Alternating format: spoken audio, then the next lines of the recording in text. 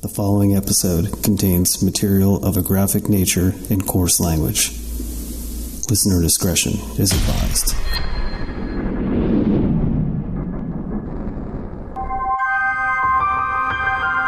And he said to me, "This is my den of sin."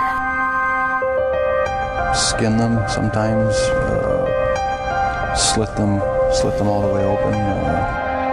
The defendant's commission of these four murders over a 10-day period is one of the worst killing sprees in the history of this state. I'm here looking for the spirits of anybody that still remains. I have a device in my hand. If you would like to talk to it, please come forward. Tell me your story. This is Serial Spirits, the podcast on Paranormal UK Radio Network.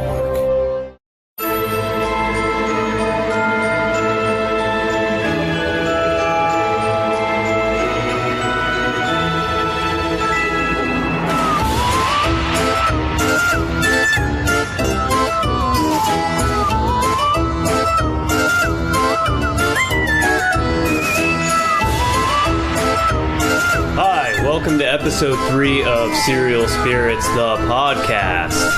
It's me, your host, Brendan Shea, and Annie Weibel. What's up, guys? How's everybody doing? It is almost November. We're recording this 3 days before Halloween. Don't get ahead of yourself. Halloween is my favorite holiday. We celebrate the entire month. So today is officially the 27th day of Halloween. So happy post-Halloween to you guys. We're going to dive into one of our favorite topics today. The Mothman of Point Pleasant, West Virginia. Shay, you're kind of like a Mothman aficionado. You always say that. You know, we did a show, an episode of your show, RU Weebs Radio, and you called me an aficionado of Mothman. But actually, I'm just a guy who fell in love with the whole phenomenon, what was going on, and I actually just researched as much as I could on it. So I'm really not an aficionado. Sorry, I sound like Adam Kimmel. I cannot pronounce my word. But I know some stuff about the Mothman, and this episode we're going to dive deep a little bit. Not really like super intimate about all the things that happened in Point Pleasant, West Virginia, because you can search thousands and thousands of podcasts and you can find lots of things on the Mothman, a lot of episodes. But one of the greatest ones I have to give a shout out is that I've ever heard like in detail is an episode. It was actually I think 4 or 5-parter, and it was the Astonishing Legends podcast did a great series of episodes on the Mothman. If anybody ever gets a chance to sit down and you really want to dive deep into all the things that happened in the year from November 12th, 1966 to December 15th, 1967, you need to check out the Astonishing Legends podcast, because they do a really excellent job of covering not just talking about the Mothman that was seen, but all the other weird things that happened in Point Pleasant. So you guys have to understand, Point Pleasant, West Virginia is like 45 minutes from where I live, and it's this teeny tiny little town that sits right on the Ohio River, and they're basically famous because of this giant winged creature and sightings of men in black. And you guys got to understand, this is like this little town, heart of the Bible Belt. This is stuff that people did not talk about in the 1960s when it happened. And that's why it's so believable, because these were small town people just minding their everyday business, farming, doing their everyday just life, and all this weird stuff started happening, and these people didn't believe in that. Just like Annie said, like they didn't believe in any of this stuff. When they started all giving their descriptions, everything seemed exactly the same. It was very plausible. And John Keel, who is notorious for doing this was his life's work, was the Point Pleasant, phenomenon, what was going on. And that's why he put all the credibility in these people and why he was so enamored by what was going on, because these people did not talk about this kind of stuff. It's believable. And if you go to Point Pleasant today, you know, there's still a few remaining people around there that remember being alive when this event happened, and they really don't want to talk about it. They, you know, some people dismiss it as even being real, but I mean, they just really are hesitant to kind of talk about it. And you have to keep in mind that they have a festival every year honoring this creature. Even though it was surrounded by a tragedy. That's basically what they said the Mothman was a harbinger of terrible news. And so there are all these theories behind where it came from, and that's kind of what a little bit more about the theory of what Mothman is kind of what I want to dive into. And then we'll also talk about our experiences that we just had recently at the TNT bunkers in Point Pleasant the weekend of the Mothman Festival. Yeah, so as we, you know, talk about this phenomenon, we'll dive a little into the history. And you know, if you've listened to 2 episodes of this show, how it works. I'm going to give you a brief synopsis of the history. Last episode we did on Madison Seminary, I talked a little bit about the history, and we will dive deep into just touch basically on when the sightings began, what they thought it was, what they perceived to be something that wasn't, and the lore behind the curse that a Native American called Chief Cornstalk. He supposedly cursed this land, and we'll talk a little bit about that. You'll hear a little brief synopsis of the history, and also I want to play a couple clips of, you know, an intriguing event that happened, and not even in Point Pleasant. It happened in Parkersburg, West Virginia, towards Marietta, which we were just at. We were 2 weeks ago.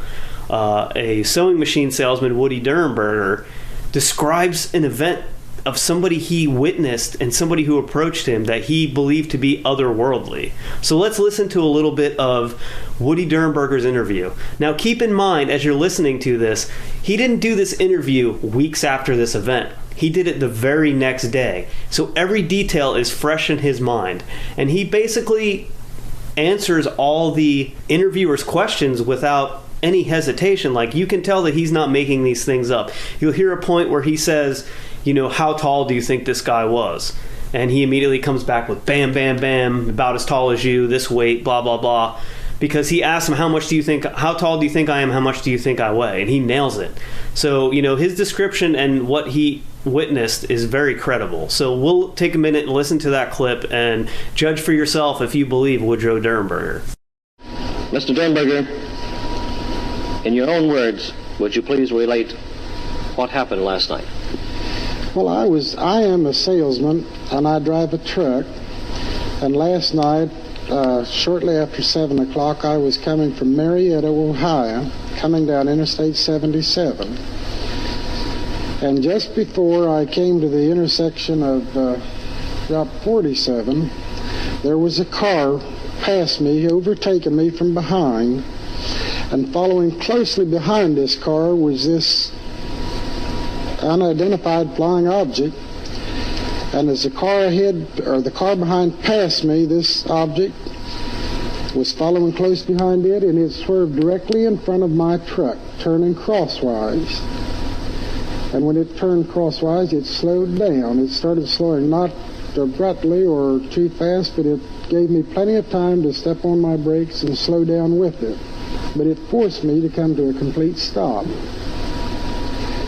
As soon as I had stopped, there was a door opened in the side of this vehicle, and this man stepped out and came directly to me, or came to the truck. He walked to the right-hand side of the truck, and he told me to roll down the window. He asked me to roll down the window on my right-hand side of my truck. And I had done what he asked.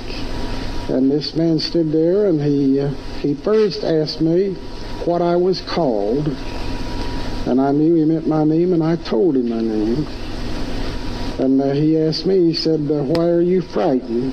He said, don't be frightened, we wish you no harm. He said, we mean you no harm. We wish you only happiness. And I told him my name, and when I told him my name, he said he was called Cold. That was the name that he was called by. And he asked me what the city of Parkersburg, he pointed to the lights. He didn't point, but he gave the impression that he was pointing, and he asked me what that was called. And I told him it was Parkersburg. It was a city, a town. And he asked me if most all the people lived in this city or town. And I explained to him that it was a place of business. It's where we transacted our business. That the people lived in communities, outlying communities, most of the people. And when I told him that this was a city, he said that where his home was, that was called a gathering. And again, he told me not to be frightened, which I was. I was very frightened. Okay, so after listening to all that, I've got to go back and tell you that before we visited Point Pleasant, I was not a believer of the Mothman. I think it was a great story. It's very compelling because of all of the eyewitness accounts. But until you actually go and kind of see some of this stuff for yourself, I have to say I was very skeptical of Mothman and the Men in Black phenomenon and everything that I had ever heard about Point Pleasant. I want to stop you right there, Weebs, because if anybody knows us, if you're just a new fan of this show and you really don't know us, and you have heard Annie talk before, she loves Bigfoot. She loves to go down that wormhole of cryptids. I love all cryptids. I think it's fascinating. For you to say you don't believe that Mothman existed floors me, because... But, okay. You want to meet Bigfoot. I want to meet all of them, but that's my... that's my theory behind cryptids is... I want to see it to believe it. We're paranormal investigators. We've spent countless hours in old buildings looking for ghosts and trying to substantiate paranormal phenomena. I've never seen Bigfoot. I've never seen Mothman, the Loch Ness Monster. And that shit all fascinates me, but I also want to see all of it. I know, but do you believe that Bigfoot's real? I think people see something, and that's what I also said about Mothman. I fully believe that these people saw something that they could not explain. There were too many credible people stepping forward, really putting their reputations on the line to sound like nut jobs, to say, yeah, I saw this enormous wing creature and men who showed up in black sedans and all black suits that seemed to be otherworldly. Something else we're going to talk about, Nordic alien type activity, which I had no idea what that was until we visited the TNT bunkers. I wanted to be one of those people who saw it. I firmly, I don't want to say I'm a non-believer in these kind of things. I'm kind of the same way, but I do generally believe that as human beings, and there's so much that we don't understand, and there's so many things yet to be discovered. I mean, let's take outer space, for example. Actually, let's stay close to home. Let's look at the oceans. There are so many fish that these fishermen find that they had no idea existed. 70% of the earth is covered in water, so the majority of that has never been explored. So when people say things like these giant octopi, isn't that the plural? Octopi. Octopussies. Not octopussies, octopi exist. And these enormous, like you said, all these random... I follow this guy on Instagram, and he is a Russian fisherman. Have I ever shown you this Instagram account? Yeah, I think I actually follow the same thing, but I also follow one called Fathomless Life, too, and it's got this a lot guy of stuff actually too. Posts pictures of shit that they pull out of the oceans that they fish, and it is terrifying.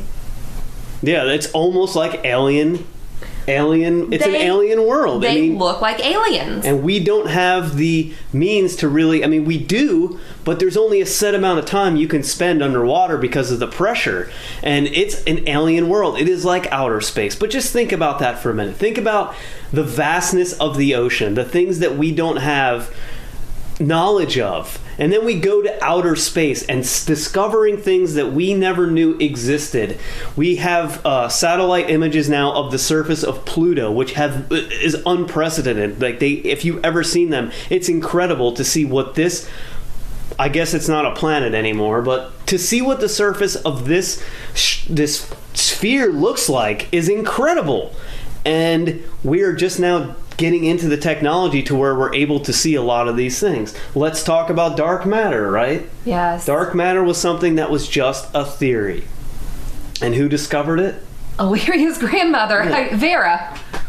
And she, our friend Illyria, like, she's married to Michelle Belanger, and she's one of our good friends, and her grandmother actually is the one who had the theory that this existed, and they found it. They found credible evidence that dark matter exists, and that, you know, is in our universe, and it's so vast there's still so many things to discover. So for us to say these things don't exist is a really hard thing to prove, because we don't know. You know, they're elusive, and, you know, our imaginations run wild. You know, we can see something we don't understand or have never seen before, and it might be an undiscovered species that could just be like a form of, you know, some kind of bird. But all of these other weird phenomenons happened, not just the sighting of the Mothman. And that's what I always try to stress. It wasn't just this winged creature that was seen. So many weird things happened in a year's time in Point Pleasant, West Virginia. I actually met an elderly woman who said she had a Mothman encounter. And this was just a random, I work in the medical field. She came into the office that I was working in. I don't even know how we got on the subject.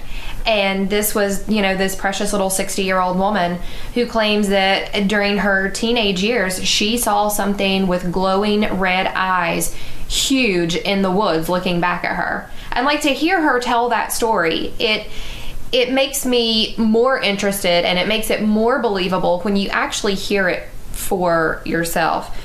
Roman Fedortsov. Oh, that's the Russian fisherman? Is the Russian fisherman. I'm sorry. I had to dive down the wormhole to find this guy. Look at that shit.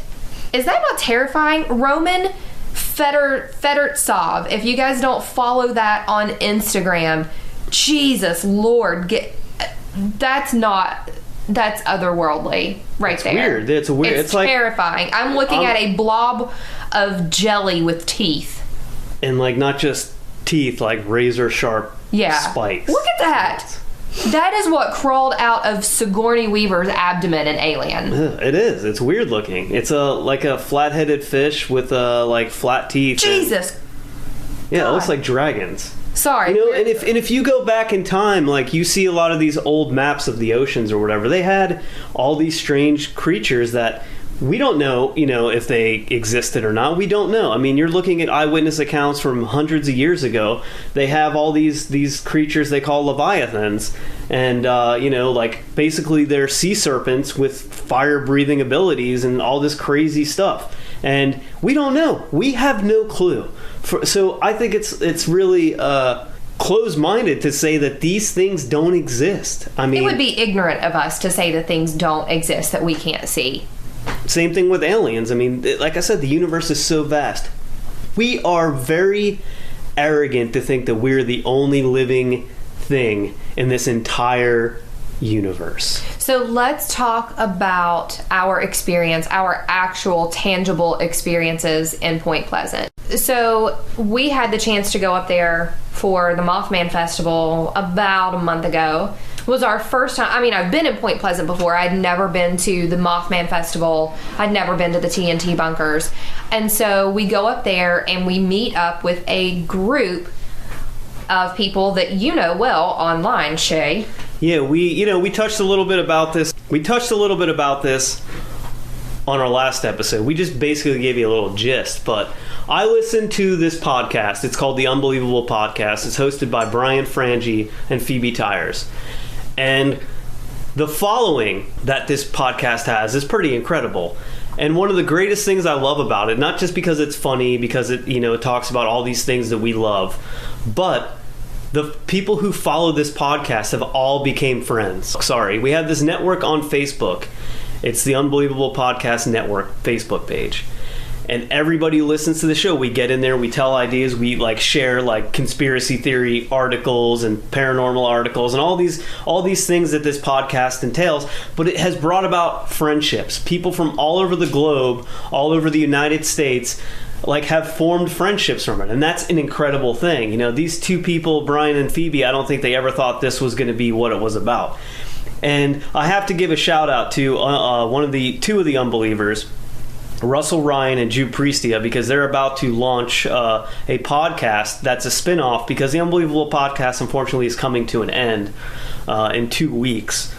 So there's going to be a spin-off, and it's going to be called the Unbelievers Podcast, and it's going to involve all the unbelievers. And that is cool as hell. They're creating a podcast around all these people who love this show.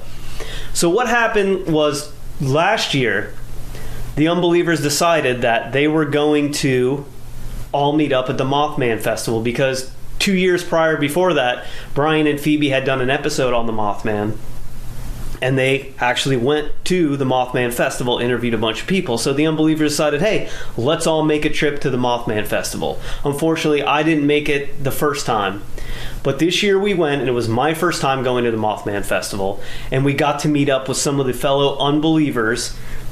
And it was a great time, and we all got to explore and experience things at the TNT bunkers, where the Mothman supposedly was his hangout. And we had some weird stuff happen, but we also made some good friends, and it was just an incredible experience all around, because it was something we're all into. And the love for one single thing, this podcast, brought all these people together. Now we wrote in our own history books of the Mothman Festival these things we got to experience together, right, Annie? We did. And you even got a wand out of it, didn't you? Yes, I did. I got the Forces of Nature wand. Which is, if you guys, this is quite literally a wand that he carried in pride for days afterwards and took pictures with, like something out of fucking Harry Potter. Yeah, you gotta listen to the podcast, the Unbelievable Podcast, to understand the premise of the wand. But I ended up with the wand, and actually I was getting messages about it today. But we got to hang out with all the Unbelievers and discuss some of our theories, and discuss why we think this weird stuff happened in Point Pleasant, West Virginia. Okay, so let's take everybody back to the night of September 16th, 2018. So we're at the Mothman Festival. It was super hot that day, and we all decided we were going to get together that night for dinner. And so all the Unbelievers get together at the local B-dubs for dinner. In Gallipolis. In Gallipolis, Ohio. And one of the guys at the table, was it Toby? Toby. Texas Toby. That's Toby Von Doom. Toby Von Doom. I call him Texas Toby because they drove from Texas. This is a plug for Toby. He has a podcast called the Secret Transmissions Podcast. You should check it out. It's pretty good. It's just like this. I think they don't do serial killers, but I don't know about serial killers. It's almost like this. It's good. So we're plugging Toby. You want to plug Toby? I'll plug Toby all night. We're going to plug Toby. So Toby says, hey, I was approached by this guy at the festival, and he is willing to take us to the TNT bunkers tonight. Because you got to understand, the TNT bunkers aren't actually in Point Pleasant. They're 8 miles north-south. I don't know, one direction or the other. Way out in the middle of BFE. And so everybody at the table was like, hell yeah, let's go. So Toby says, all right, this guy has given me an address for a gas station about 6 miles from here that we're all going to meet up, and he's going to take us out into the woods. Not suspicious at all. So we finish our dinner and our drinks, and we drive 6 miles to this gas station and wait for this guy to appear. And lo and behold, he actually does. And he drives us, well, we caravan. There were a whole bunch of cars. We went another 2 miles outside of Point Pleasant to the TNT bunkers. Well, apparently it's the cool thing to do on Mothman weekend is for everybody to go to the TNT bunkers, because we definitely were not alone out there. There were actually people out there, another paranormal team that we know, they were doing some filming. There were local people who were just there kind of chilling, looking for Mothman. Yeah, it was Mothman Festival weekend, so we knew, I mean, you just knew it was going to be packed. Yeah. So this guy basically drives us out to the middle of nowhere and says, all right, here you go. Have fun and explore. This guy actually kind of disappeared, like, after we went into the first bunker, I think. I don't think I ever saw our tour guide again. I seen him a little bit. Yeah, I seen him a couple times, and I asked him a couple questions. But of course, I had a couple of tall cans in my possession, so you know how that was. You were talking about you didn't see Captain Catfish, right? That was the tour guide's name, was Captain Catfish. Captain. No, it wasn't. Yes, it was. It was Captain Catfish. Captain Catfish. We've talked about this. Like, he has a band and they like play songs about cryptids and stuff. And it's called Captain Catfish. Okay. So anyway, you didn't see the tour guide for a while, right? I saw him in the first bunker, and then the guy disappeared, and so, which made it even a little creepier because Captain Catfish vanished into thin air. You're a poet and you didn't know it. Robert Frost over here. Yeah, Captain Catfish vamoosed. And so we're on our own in the middle of the forest in Point Pleasant walking through these bunkers. Okay, so the TNT bunkers, explanation, if you've never seen them, are basically exactly what the TNT bunkers are. Basically exactly what you think they would be. They are these kind of egg-shaped concrete things in the middle of the woods. They're almost like short silos. Yeah, kind of like short silos. Most of them had holes in the top of them. And so during World War II, they actually stored ammunition there. West Virginia, okay, this is a little history fact right here. West Virginia has always been kind of an area where, I don't want to say it's where all your memories gather around her, right? It's true. Yeah. But this is an area that during wartime, World War II, they actually built a place in West Virginia called the Greenbrier that is this phenomenal hotel. But what people didn't know during that time was that underneath this hotel there was a bunker that if shit hit the fan, this is where they would have taken the president and all of the cabinet members to protect them. So we were protecting the president. They were creating and storing ammunition here. So this was kind of a hot spot of militaristic activity during that time. So fast forward, that's another theory about what the Mothman could possibly have been, was some type of creature that was developed from some type of military experiments. Which, if you think of it that way too, that could explain all the weird government officials showing up. The Men in Black. The Men in Black trying to shut down what people saw because they didn't want this, either it was some kind of experiment that went awry. Right. Or some kind of creature was introduced to the radiation and the toxic sludge and shit that was, all over the TNT area. Yeah, let's talk about the toxic pond. Well, we'll get there. You took a piss. But I mean, that's that's also a theory that's out there too. Is that it came from the government. The government created the Mothman, but how do you explain all the other weird things? The interdimensional people, the aliens, and that kind of stuff that we're also seeing in this phenomenon. And that's why, it's nobody knows. It's just a huge fucking wormhole of just weirdness. The wormhole of weirdness. I don't know what the word to use is. Wormhole of weirdness. That kind of describes our lives. I feel like that should be our very first Serial Spirits t-shirt. On the back, of weirdness. Hashtag wormhole of weirdness. All right, cool. I invented a saying. Way to go, Sweet. babe. Okay, so back to the TNT bunkers. Well, before we continue, let's listen to a little bit of our dialogue, because I had my recorder rolling the whole time. We were in there, we're talking about stupid stuff, but let's listen to a little bit so you can see what it's like when you're there. Like, you can almost hear the freakiness of this place, because you're walking in these bunkers and it's this big echoey chamber. It's kind of cool. Weird. So let's listen to a couple clips of us talking. You hear some of the unbelievers. I think Justin Zenger's in there. He's got a podcast called the Zeng This Podcast. He's a great dude too. It was my first time meeting him.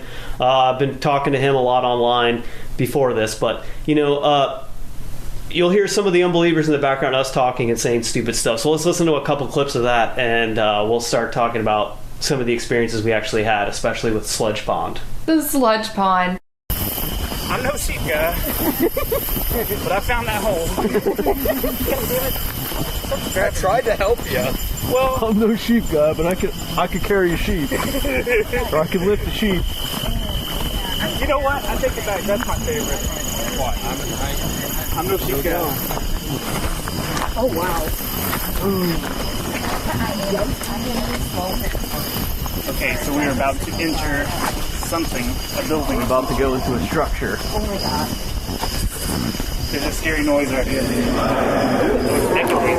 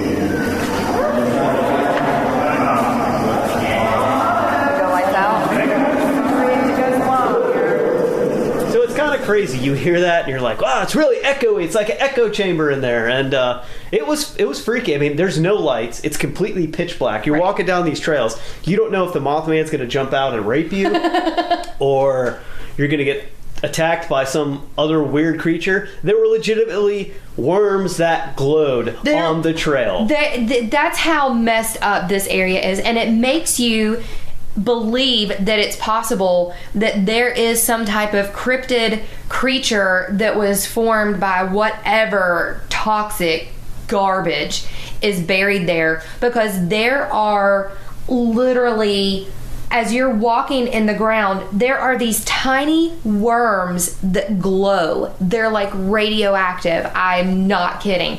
And the frogs were weird too. Yeah, the frogs were almost like, they could have been like, I was actually waiting for the Ninja Turtles to appear, like, cowabunga! But that didn't happen. I was kind of disappointed. But no, I mean, you've heard of glowworms. You've seen worms that, like, glow out in nature. But this was like, it was like a full-on glow stick. It was like that triboluminescent glow stick. Where have you ever seen a glowworm? Where have you seen I've seen, like, glowing? Okay, maybe I haven't seen glowworms to that extent, but I know Fisher they Price exist. was the only glowworm that I ever maybe knew about. That's what I'm thinking of. It was just Fisher Price. Oh, shit. There was... Okay, maybe that's what it is. But I mean, this was almost as bright as a lightning bug. It was. If not brighter. It pulsated. If you took a glow stick, you cracked it in half. Yes. That's exactly how bright these things were. It was crazy. It was the weirdest thing. There was also a goose that followed us. Oh, yeah, the weird goose. I forget what they called the goose. I forget what his name was. I don't know, but this goose followed us and never made a peep. Not and then all of us, goose. Not goose. And then he just disappeared. All right, so... Toxic pond. Toxic pond. Let's talk about the toxic pond. Okay. To go back to the beginning of the story, we had been at BW3. We were all drinking beer. You know what happens when you drink a lot of beer? You gotta break the seal. The guys all had to take a wee. So I'm not saying it's okay to pee out in nature. Why not? Because it's just kind of a gross thing. But as you're walking down the trail, there's this part where it's like almost like a little stream where a stream would be, but this pond is like in the middle of all the TNT bunkers.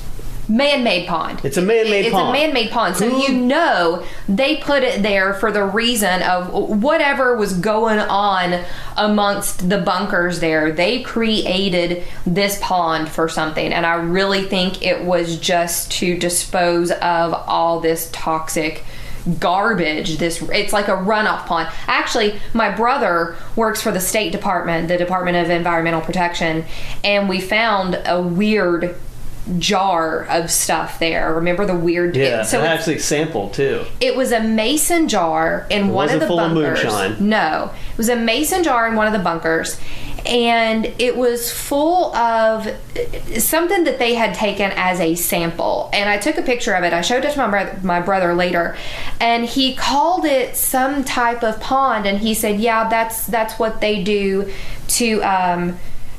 basically dispose of stuff. And he said it looks like they have scraped some type of sample, and they were doing that for some type of not experimental purposes, but they were going to use that for some type of experiment, I guess.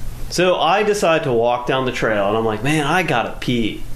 You know, a bunch of us were drinking, we had tall cans, and so I start to relieve myself, we will say, in a nice way, and I'm hitting as the relieving stuff is hitting the water. The relieving stuff. The Your urine. pee?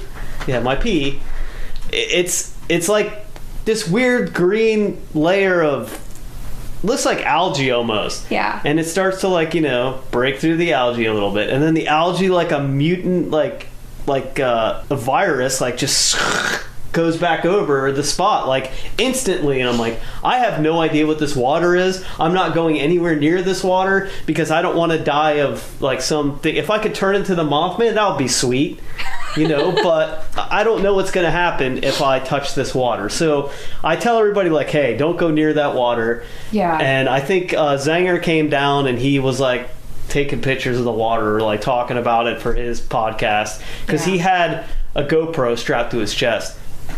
So that was just a weird thing to have in the middle of these TNT bunkers. It added to the eeriness there.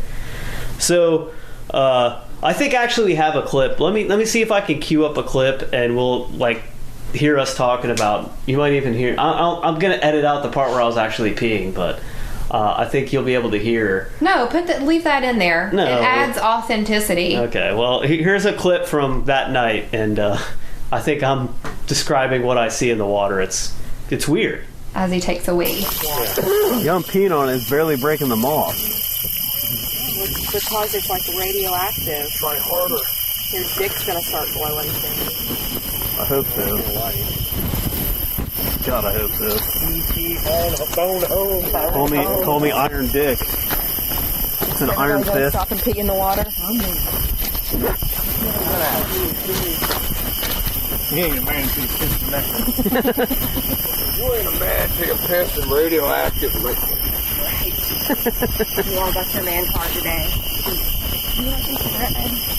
It may actually. Hey, frog. Oh, I think that's Five heads. Hi, frog guy. Look at that shit, dude. It just buried the shit. There are areas not far from here. Hey, Mike, there's a frog over here, man. Okay, so that was your clip of you relieving yourself in the toxic pond.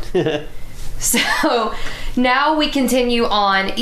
There are rows of these bunkers, and we only went to 6 of them. Somebody later told me there were like 60 of those out there. Some really? of them, I didn't know there was that many. Some of them not still standing, but they say you really have to go out there in the daylight. And as you venture back into the woods, these things are kind of like everywhere. So we go into 6 of them.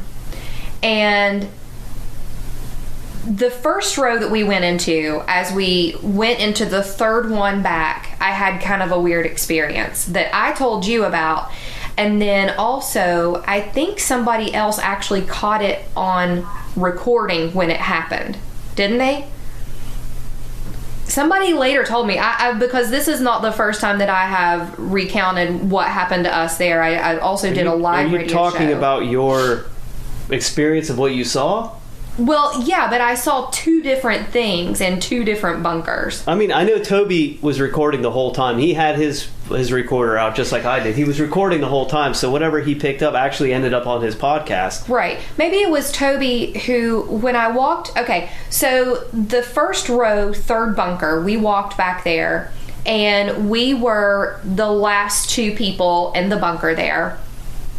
And as I turned... You were standing behind me. As I turned and looked over your shoulder, I saw some type of a shadow in the background that darted back. And I remember saying, I just saw something behind you. And somebody else picked that up on a recording. And they said that back to us later. I don't remember who it was. So I know Brad and Michael Shields and Brad Shugerts were in front of us. And these were 2 guys we met, there for Unbelievers.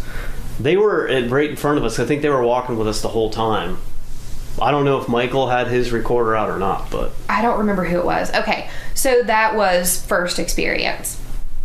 So we continue on through the woods. You actually go back to another road. These are just like... They're not even dirt roads. They're just clearings in the woods, and some of them have been gated off, so we kind of crawl over this gate. They're not locked by any means. It's just the remnants of the gates that were there.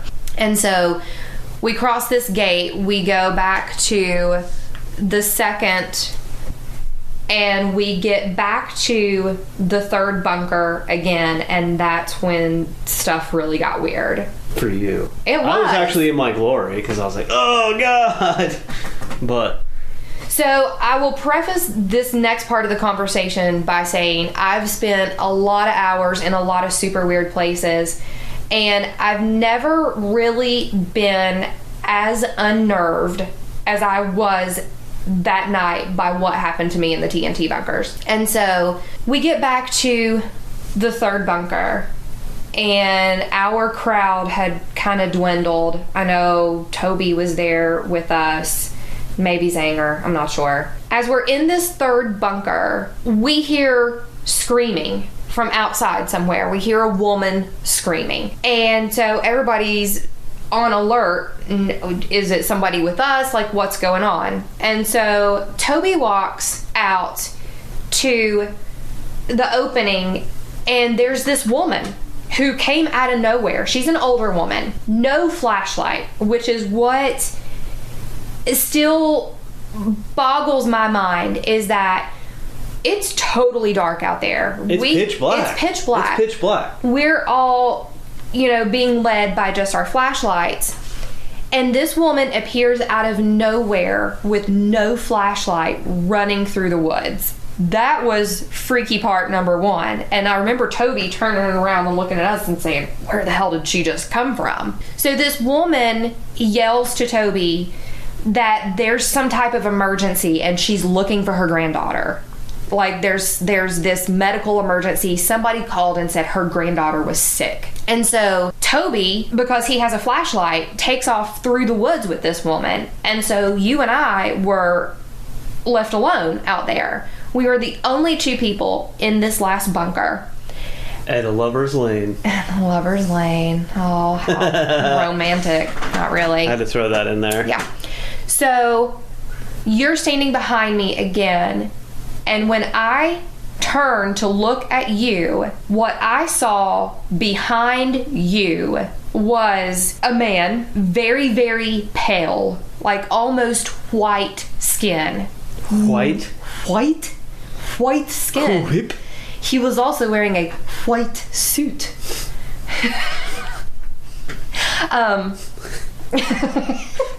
Hilarious. This very white man in a white suit that was almost like, it was short sleeved, it had buttons. I would almost describe it like an old nursing type uniform. It had like the little stand-up collar, like the guys you'd see like taking care of psychiatric. Yeah, basically. Yeah. But he was super pale, no hair, and his eyes were so bright that they were almost glowing. And he was just standing there watching us. And look at my arms when I talk about this. Like, I get the little goosies still thinking about it, because it was just this, I hate it. He was just smiling. She paused for dramatic effect there. No, I didn't. You guys can't see it, but she did. Her mouth just went open and she looked at me like, Shay, what are you gonna say? No, there's still a part of me that's speechless about what I saw. And so I turned back around again, like, is anybody seeing this besides me? And when I turn back and look over your shoulder again, he's gone. And I bolted. And so we get outside, and I almost didn't even say anything to you about this, because it was so bizarre. It was so bizarre that I thought, I don't know what I just saw. Is this something in my mind's eye? Am I just imagining something right now? Or did I actually just see what I think I saw? But you had no idea what you saw. That's the kicker. You have no idea what you just saw. You don't even have the slightest what's the word? Inclination of what you were even seeing until you described it to me. No. And, in all the places that we've been, yes, I have seen spirits before. But this was... Were they serial spirits? They were serial spirits. But this was unlike anything I had ever seen before. It was not ghostly. I think the first word that came out of my mouth was otherworldly. Keyword at Point Pleasant, otherworldly. So I tell you what I saw, correct? Correct. And what were your words? I said, wow, Annie, that's strange, because to me it sounds like you're describing a Nordic alien. And one of the key things that you described, when she says it, she is saying he just was watching me. He was watching us. And that is one of the key descriptions that people have said who have seen these Nordic aliens. They are watchers. Not perverted watchers. Like, they are actually, they watch. He could have been a perv. He was a little pervy. He could have been a perv. I don't know. But they watch. And so I said, look up on your phone right now descriptions of Nordic aliens and just pull up images. And she starts pulling up these images on her phone, and they are dead ringers for what she saw. If you guys have never Googled Nordic alien, stop what you're doing right now and do it, because it's some of the scariest shit you'll ever see. Number one, it scared me. I basically said, I don't want to be here anymore. Like, did I just see a freaking alien? I think you did. I 100% think you saw an alien. And it makes sense for the whole area of stuff that's been going on, because people have, like we listened to a clip in the beginning of the episode of Woody Dernberger, what he describes as seeing somebody otherworldly, almost in the same kind of attire that you described. And, who the hell knows what is going on there still? Why would I see that? That's my question. So, okay. The only thing I can think of is it's still protecting that area because of the things that happen, or we glimpsed into another dimension, or you glimpsed into another dimension for a few seconds. I don't know.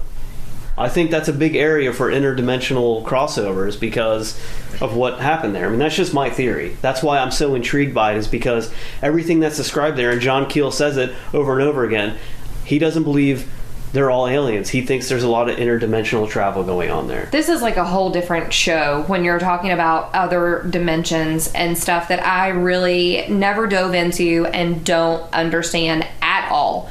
But if the area of Point Pleasant is some kind of interdimensional crossover, I don't know. So if it's a protector. Okay, so say the Nordic aliens were there to protect the area of Point Pleasant. If the Nordic aliens were there to protect the area of Point Pleasant, what were they protecting it from? Were they protecting it from Mothman? Were they trying to protect the people that they knew were going to be affected by the tragedy of the Silver Bridge collapse? Because that's when all of this activity kind of culminated and then came to a halt. Basically, after the collapse of the Silver Bridge, there were very few sightings, just few and far between, and then eventually it just stopped. It was like they just left. Unless you actually... Let's go back there and see. Just kidding. I want to go back again. I mean, I want to go back too. And I want to go back in the daytime, not because I'm scared. It'd be cool to explore in the daytime, but because I want to see all of it, and we should go up there today. So this is a theory. This is all theory. Everything we're talking about is theory. These are our experiences that we had personally at the TNT bunker area. So as we end this episode, I leave it up to you, the listener, to decide whether or not you believe in phenomenons like this. If you believe that everyone who experienced this was just absolutely full of shit, if everybody who experienced this stuff was absolutely credible, it's just one of them things. Unless you experience these things, you don't really understand. But I hope that, it wasn't... Because I didn't want to make this episode a history or go over recount every single event that these people experienced. Basically the recap is that people started seeing weird things in Point Pleasant from 1966 to 1967, and it culminated in the collapse of the Silver Bridge, and 46 people died. They drowned in the river. Some of them were never recovered. It's just all a year of strange events that happened, and still happening. It's still happening. Happened to me. Some people experience things still to this day, and it could just be because there was a curse put on this land. It could still be because there's remnants of time still affecting this area. Nobody knows, and I don't think we will ever fully understand or know, and that's just how it is. So I don't think it's meant for us to know. It's another one of those kind of unsolved mysteries. But I just envisioned Robert Stack in his trench coat again. Going back to like the very beginning, before we wrap this up, when you asked me if I believed in it or not, after this experience, I would have to say yes, I believe that something happened in Point Pleasant. I believe in you, Mothman. I believe. He's about 10 feet tall. About 10 feet tall. I believe something happened there and continues to happen. I believe. I'm a believer. An unbeliever. I'm an unbeliever. Well, thank you guys for listening to another episode of Serial Spirits, the podcast, right here on the Paranormal UK radio network. Bear with us because we're in the process of getting brand new equipment. So things will probably sound a lot clearer from now on, I hope. But should we start a GoFundMe? I'm just kidding. But we are, we wanted to do a couple paranormal episodes, and the next one is going to be both serial killer and paranormal. Oh, yeah. We're doing a two-parter, baby. It's going to be a multiple-parter, I guarantee you, because there's a lot to it. And this serial killer created a haunting, and they're still... Supposed serial killer. He was never convicted because he was never brought to justice. So we're gonna dive deep into that one. I've teased it a couple times, and as the time gets closer, after we record the first episode, I will tease exactly who it is. And one of the best things about it is I found a YouTube clip of this guy talking about the most random thing, and it is freaking creepy. Yeah, it is creepy. And I'm so excited to put that in there. We're throwing that in there. So, the creep factor is real on that one. So make sure you stick around for the other exciting radio shows that are on the Paranormal UK radio network. We'll see you guys in 2 weeks. In that time, stay safe, stay creepy. Bye-bye. Bye. Hi, it's Brendan Shea, and we are in Gallipolis, Ohio, getting ready to go to the 17th annual Mothman Festival. By we, I mean myself and Annie Weibel, the Weebs, hosts of Are You Weebs Radio and cast member of Resident Undead. We are super stoked, and it's going to be a great day. The sun is shining. You know, we got our sunglasses on because we had a little bit of partying last night, but we're looking forward to the day. We're looking forward to meeting some new friends and hopefully some old ones, so we'll see what the day brings. So we just went to a gas station here in Gallipolis, Ohio, and we went to go get beer because it's like so hot outside and everybody is like, you know, thirsty and that kind of thing, and a bunch of people are looking for beer, and this gas station did not sell beer. They had one little cooler full of soda and stuff. Yeah. That was it. It was weird. It's Gallipolis, honey. It's, you know, it's I guess, but it's Ohio. Weird beards.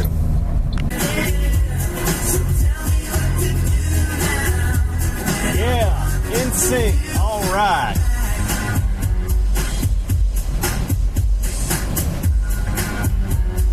Man, it's hot out. 93. That's what we should be listening to. 98 degrees, not in sync. Headed back to the hotel.